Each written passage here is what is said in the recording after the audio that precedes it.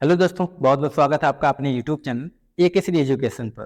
दोस्तों, इस वीडियो में हम बात करने वाले हैं मेन वर्ब के बारे में। ये मेन वर्ब होता क्या है? मेन वर्ब को हम लोग मुख्य क्रिया के भी नाम से जानते हैं। किसके नाम से जानते हैं? मुख्य क्रिया के नाम से। क्रिया क्या होता है?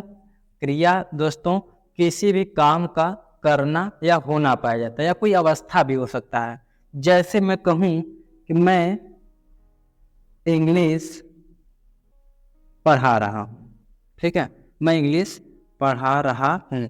यहाँ जो हमारा काम हो रहा है, जो मेन काम हो रहा है, वो कौन सा काम हो रहा है? पढ़ाने का। तो इसी पढ़ाने को हम क्या कहते हैं? मुख्य क्रिया या मेन वर्ब कहते हैं। कभी कभी यही जो है, मैं इंग्लिश पढ़ा रहा हूँ, तो मैं अगर आ जाएगा मैं इंग्लिश पढ़ा रहा था, इस तरीके से आ जाएगा। या आ जाएगा मैं इंग्लिश पढ़ा चुका हूँ। तो ये जो चुका हूँ, चुका होगा, कुछ इस तरीके से अगर आएगा, इसमें वर्ब के फॉर्म्स जो होते हैं बदल जाते हैं। जैसे कोई सेकंड फॉर्म में हो जाते हैं, कोई थर्ड फॉर्म में हो जाते हैं। तो जो सेकंड फॉर्म में बदलते हैं, थर्ड फॉर्म में बदलते हैं, इनको क्या कहा जाता है? कभी कभी आप देखते होंगे कि जो वर्ब होते हैं सिर्फ ईडी जुड़ करके फॉर्म सेकंड बन जाते हैं, थर्ड बन जाते हैं। कभी कभी आप देखते होंगे फॉर्म, जो वर्ब के फॉर्म होते हैं वो सब के सब सेम रहते हैं। जैसे आप देख सकते हैं इधर पुट पुट पुट ही है ना। तो इस तरीके से सेम टू सेम है। इन लोगों को मतलब इन सब वर्ब को क्या बोला जाता है, चलिए हम जानते हैं इसको डिटेल में। तो जो मुख्य क्रिया होती है दो होती है, एक होता है रेगुलर वर्ब और दूसरा होता है इरेगुलर वर्ब। तो रेगुलर वर्ब क्या होता है? वर्ब जिन वर्ब में, यानी कि वर्ब के सेकंड फॉर्म में, थर्ड फॉर्म में केवल ईडी की जरूरत पड़ती है। ईडी जुड़ करके आपका सेकंड फॉर्म और थर्ड फॉर्म बन जाता है। जैसे आप देखिएगा नीचे यहाँ वॉक लिखा है। वॉक में क्या होता है? टहलना, घूमना। तो वॉक में देखिए, वॉक सेकंड फॉर्म क्या बन गया? वॉकड हो गया। थर्ड फॉर्म वॉकड हो गया। टाक देखिए, टाक का होता बातें करना, तो यहाँ हो गया टाक्ड और टाक। तो इसमें क्या जुड़ गया? ईडी, केवल ईडी जुड़ करके आपके सेकंड फॉर्म बन गया और थर्ड फॉर्म। तो ऐसे वर्ब जिनमें केवल ईडी जुड़ करके आपके सेकंड फॉर्म और थर्ड फॉर्म बन जाते हैं, वो आपके कौन से वर्ब होते हैं? रेगुलर वर्ब होते हैं।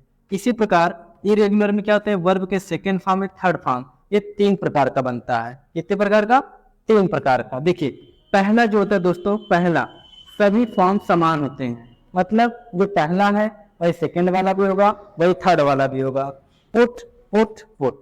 अगर हम दूसरे की बात करें कि दो फॉर्म, यानी दो फॉर्म, दो वर्ब के जो फॉर्म होते हैं वो समान रहेंगे, तीसरा कुछ अलग रहेगा। जैसे आप देखिए, सिट दिया गया है, सिट का सेकंड फॉर्म सेट हो गया और थर्ड फॉर्म भी क्या हो गया? सेट। ये दो वर्ब क्या है?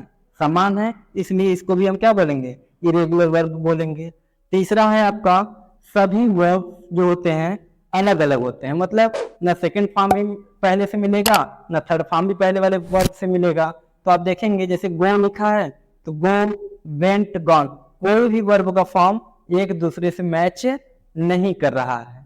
तो इसको भी हम क्या बोलेंगे? अगर इस तरीके से आपको वर्ब के फॉर्म्स मिलते हैं, इसको बोलते हैं इरेगुलर फॉर्म्स या इरेगुलर वर्ब्स बोलते हैं। क्लियर है नहीं क्लियर? जैसे कभी कभी अगर आपके माइंड में ऐसा भी आता है कि कम यहाँ दिया गया है, सेकंड फॉर्म केम दिया है, यहाँ पे कम दिया है, क्योंकि यहाँ पे आपने देखा है साइड साइड दोनों लगातार आ गया है, लेकिन यहाँ पे पहला और यहाँ पे तीसरा है, ये समान है। ठीक है, तो कोई प्रॉब्लम नहीं है। दो वर्ब समान है कि नहीं है? जब दो वर्ब समान होंगे तब भी आपके कौन से हो जाएंगे? इरेगुलर वर्ब हो जाएंगे। मुझे लगता है कि आपको रेगुलर और इरेगुलर वर्ब समझ में आ गया होगा। एक छोटा सा वीडियो था दोस्तों, आपको बस समझाने का मैं प्रयास किया हूँ। अगर अच्छा लगे तो लाइक करिए, कमेंट करिए और सब्सक्राइब करना बिल्कुल न भूलिए।